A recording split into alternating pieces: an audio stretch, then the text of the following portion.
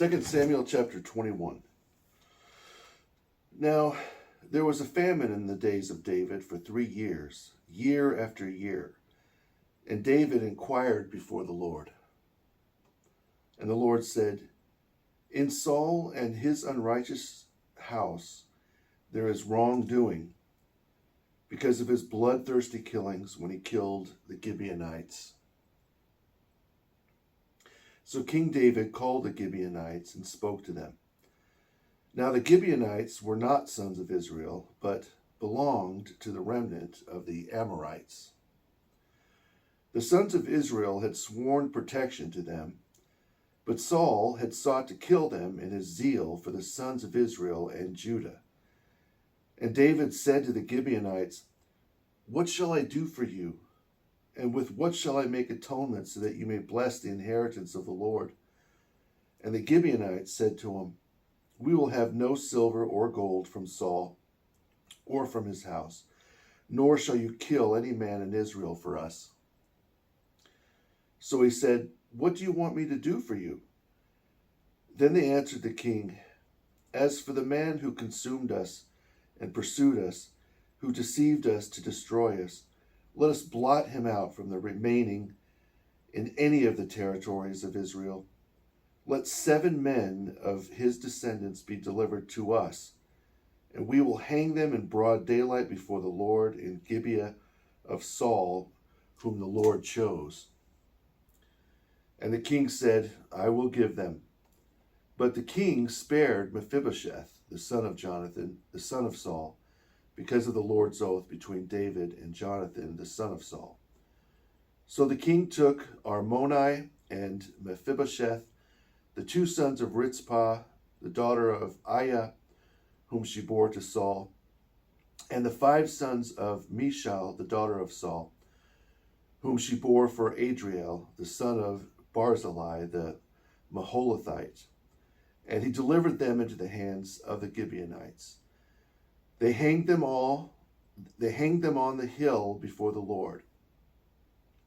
So they fell, all 7 together, and were put to death in the days of harvest, in the first days, in the beginning of barley harvest.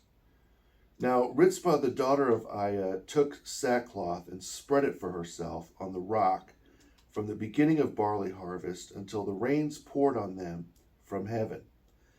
And she did not allow the birds of the air to rest on them by day, nor the beasts of the field by night.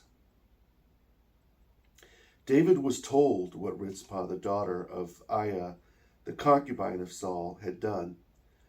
And they were faint, and Dan, son of Joah, from the offspring of the giants, overtook them. Then David went and took Saul's bones and the bones of Jonathan his son.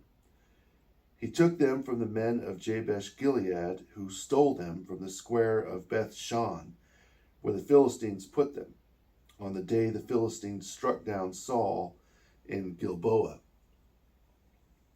So he brought up the bones of Saul and the bones of Jonathan his son from there, and they gathered the bones of those who were hanged. And they buried Saul's bones and the bones of Jonathan his son and the bones of those who were hanged in the country of Benjamin in Zelah beside the tomb of Kish his father. So they did everything the king commanded. And after that, God heeded the prayer for the land. Now the Philistines were still at war with Israel, and David and his servants with him went down and fought against the Philistines, and David grew faint. Then Ishbi thought he could kill David. This Ishbi was one of the descendants of the giants, and the weight of his spear was the weight of 300 bronze shekels, and he was girded with a club. But Abishai, the son of Zeruiah, came to his aid, and struck the Philistine and killed him. Then David's men swore to him, saying, You shall no longer go out with us to battle, that you do not quench the lamp of Israel. Now after this, there was another battle with the Philistines at Gath.